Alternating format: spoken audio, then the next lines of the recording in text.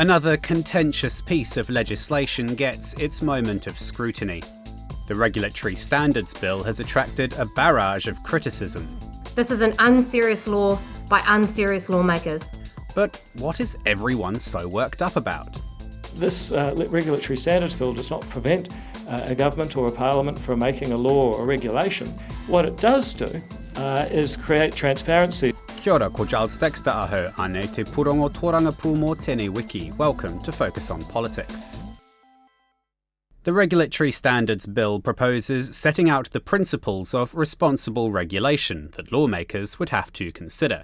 So far, so snooze. And yet, this week, Parliament's Finance and Expenditure Committee was getting responses like this. We think the bill should go on the compost heap. And this. The constitutional coup d'etat by other means. And this. This proposed real sinister bill, RSB. So, what's the fuss? What's got the vast majority of submitters opposing the bill and once again gluing the public's eyes to a select committee? The bill's principles are centred around the rule of law, stating legislation should not diminish a person's liberty, freedom of choice, or various property rights. Ministers must explain whether they're following the principles when developing legislation, and if not, must justify why. The intention, says Regulation Minister David Seymour, is about shining some sunlight on bad laws. This is a piece of legislation that will make it much, much harder for politicians to just lazily put red tape on New Zealanders. It will make it much, much easier for New Zealanders to challenge bad laws. And if we're going to truly unleash the potential of New Zealanders, that's absolutely essential. Just like Fast Track and the treaty principles legislation before it, the Regulatory Standards Bill has seen a coordinated opposition campaign. In the end, a reported 150,000 people have submitted on the bill, but only a selection of those were given the opportunity to appear before the Select Committee to speak, with about 30 hours set aside for hearings. The criticisms had common themes: the principles themselves, the absence of te tiriti o waitangi, and whether the bill's actually necessary. One of the first big names up on Monday morning was former Prime Minister Sir Geoffrey Palmer, who said it was the strangest piece of New Zealand legislation he has ever seen. There is no chance of it working because it has as its encompass the entire regulatory mechanism of 1,100 statutes, plus all the secondary legislation that is made under it, and that is an impossible brief, and the idea that anything good could come from it is idle. Now, the thing is that the bill is going to be divisive in this community, and it is going to reduce the trust of New Zealanders in their parliament and damage their sense of democratic cohesion.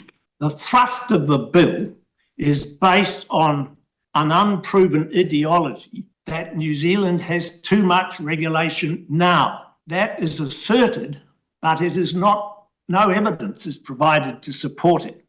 I further suggest that the proposal as it stands is constitutionally unsound. Throughout the week, submitters criticised the principles as ACT Party ideology, rather than constitutionally agreed on. Although the sponsoring minister has attempted to dress them up as neutral standards of good regulatory practice, they quite plainly reflect and seek to embed in lawmaking peculiar and marginal libertarian beliefs about the supremacy of individualism and private property rights. The RSB aims to embed the ACT Party values and principles that are rooted in libertarian ideology that elevates individualism and profit at the expense of the well-being of communities. It's true, ACT has tried to pass this law in some shape or form a number of times. But Bryce Wilkinson, who submitted twice, once with the New Zealand Initiative, the other in a personal capacity, says the principles are not ACT ideology and Parliament remains sovereign. Fundamental common law principles is where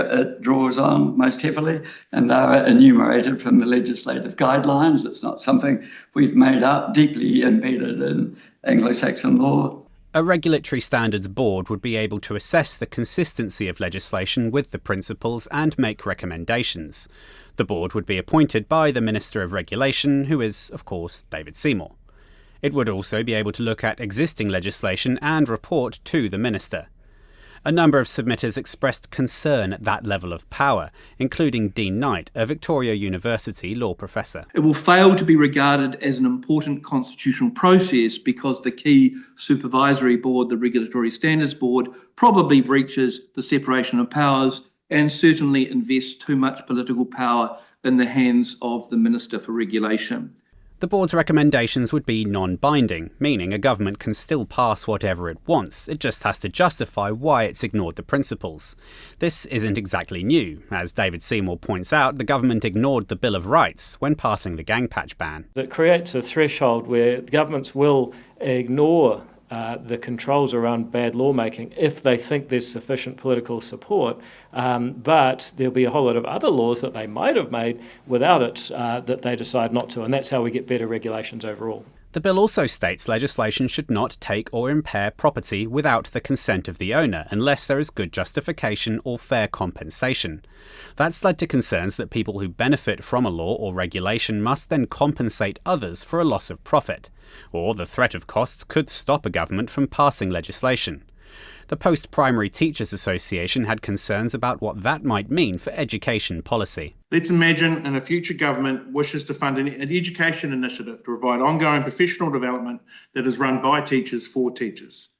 They could be challenged under the Regulatory Standards Bill because this initiative could impact profits for private professional development companies. Paying compensation to these companies would prove such a barrier to this initiative that it would no longer be feasible. The legislation does include a section which clearly states it does not create any new legal rights or obligations enforceable through the courts, which means, says David Seymour, the persistent claims surrounding compensation are not true. Nobody gains any actionable legal rights from this piece of legislation, so you would be laughed out of court immediately if you tried to take such an action because I'm deliberately putting it there in black and white. It's not just what's in the bill that's got people concerned, it's what's not in there.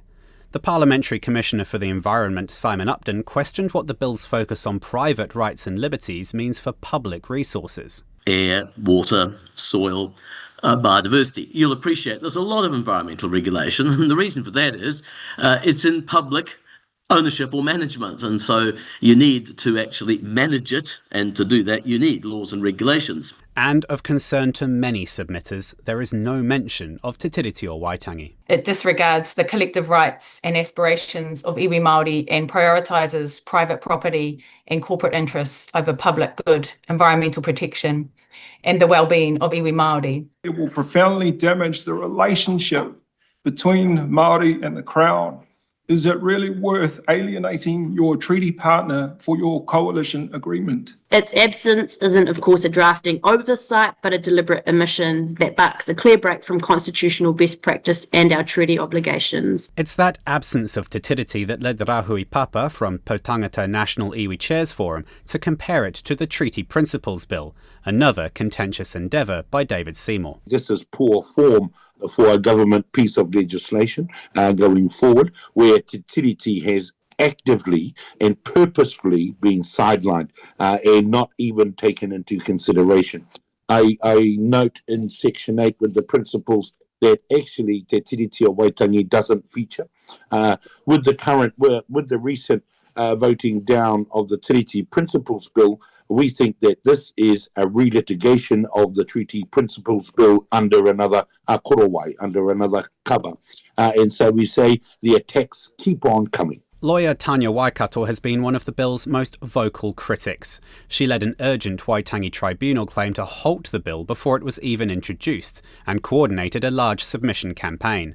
On Tuesday, she repeated her call for the bill to be stopped. The bill represents a serious threat to our democratic system through the deliberate concentration of power in a single minister, a non-elected board, and a ministry who will hold an unreasonable level of power over all other ministries.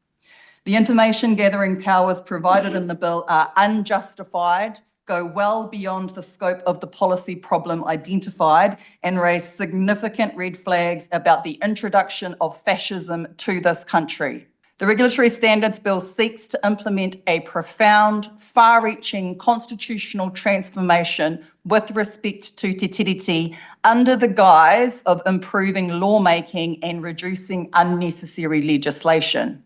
David Seymour, meanwhile, says the bill's critics have not been able to convince him why te tiriti is needed. If you can find any person that will give me a practical example of how putting the treaty into the Regulatory Standards Bill would change the outcome in a way that's better for all New Zealanders, then I'm open-minded. Have been the whole time. But so far, not a single person who's mindlessly said, oh, but it's our founding document, it should be there, can practically explain how that makes the boat go faster. His pushback off the criticism has also come under scrutiny. At various times, he's described the bill's opponents as misinformed, bots, or suffering from a derangement syndrome. Tanya Waikato asked coalition committee members if this is the sort of bill they want to support, if this is the way the minister treats its critics. Is this truly the kind of democracy that you want? One where academics and lawyers are having their personal safety threatened for opposing a bill? Where the Deputy Prime Minister uses taxpayer dollars to fund online campaigns that lead to the inciting of hatred and violence? Is that your vision for New Zealand? Because if it is not, you need to take a good, hard look in the mirror and decide what side of history you want to be standing on when it comes time to vote for this bill at the second reading. Then there were the questions over whether this is even necessary. After all, bills get scrutinised through select committees, regulatory impact statements and the Regulations Review Committee. There's also legislation guidelines, a legislation design and advisory committee, and bills are vetted by the Attorney-General and Crown Law. But David Seymour seems to think those existing tools just aren't cutting it. What we're doing is taking things that the government already does in different ways, and we're putting them together in one black-letter law that governments must follow so New Zealanders have some rights. Victoria University law lecturer Eddie Clark doesn't buy that. The bill as currently drafted will not achieve its purpose and does something substantially different from what the government is already doing. So if it is to achieve its purpose, as stated in its own text and by its architect, some significant amendments are required. His faculty colleague Dean Knight says he's in favour of improving legislative quality and regulatory design, but this bill is not the answer. Sure, it has the potential to influence and shape proposed laws and laws already on the books, and in my submission I explain how it would do so through the exercise of soft power and the ways it would have real impact on policy and lawmaking process, and without doubt will have a much greater instrumental effect on laws than merely providing transparency as it is claimed. While not formally restricting the sovereignty of Parliament, it will, in reality, politically incentivise certain types of law and discourage others. And that's the constitutional magic of these hortatory vetting regimes. And in a rare submission, the Office of the Clerk, Parliament's non-partisan administrative staff, suggested some changes. We really think it's important that principles about lawmaking are developed on a cross-party basis so that they are stable and have legitimacy. And broad buy-in is really needed so that the principles can have some longevity and they're not just changed with every government in power. What we're suggesting as a specific change to address this is to redraft the bill along the lines of what is provided for in Part 4 of the Legislation Act 2019. That bill, as you know, you might not, but that part deals with disclosure requirements and legislation guidance and principles. So this bill could set out basic information requirements that are needed and reference standards and guidelines, in particular the LDAC guidelines for good lawmaking. But it would still, and as Part 4 does, retain the ability to set additional standards through a notice that reflects the priorities for legislative quality, which would be approved by the House. This means that the principles would be stable and potentially would have broad support, but would allow the government of the day to put in place their own principles that lawmakers would need to use when they were creating law. Submissions were weighted so heavily in opposition that on Tuesday, David Seymour issued a press release welcoming a submission in favour from Business NZ. They weren't the only ones in favour. Peppered throughout the week were a handful of supporters. It can be amended, it can be repealed by subsequent governments, and it can, like the New Zealand Bill of Rights Act 1990, be ignored in the legislative process. The only thing is that If it is going to be ignored, those who are responsible for ignoring it are going to have to stand up and say why. Being really clear and transparent about the trade-offs that bills and policy involve, we think is something that will improve the system. It puts ideas of efficiency and a careful weighing of the costs and benefits of proposed regulation at the heart of the legislative process. The Taxpayers Union said opposition to the bill was piggybacking off the Treaty Principles Bill. Opposition parties have already vowed to repeal it. Jordan Williams challenged them not to. One of your key roles as an MP is to uphold the rule of law. Frankly, if you vote against a bill that requires disclosure of the rule of law implications of proposed legislation, I'd put to you that that is a failing of what is traditionally a duty of being a public representative in Parliament. Unlike the Treaty Principles Bill, the Regulatory Standards Bill is near certain to become law, as National has committed to passing it in its coalition agreement with ACT. New Zealand First, though, has expressed some reticence, wanting to see the Select Committee process play out. Ultimately, David Seymour believes once the legislation is in place, people will realise it's not such a big deal and move on to the next thing. Its critics, though, will take some time to convince. That was Focus on Politics. I'm Giles Dexter. Thank you for joining us. Mā te wā.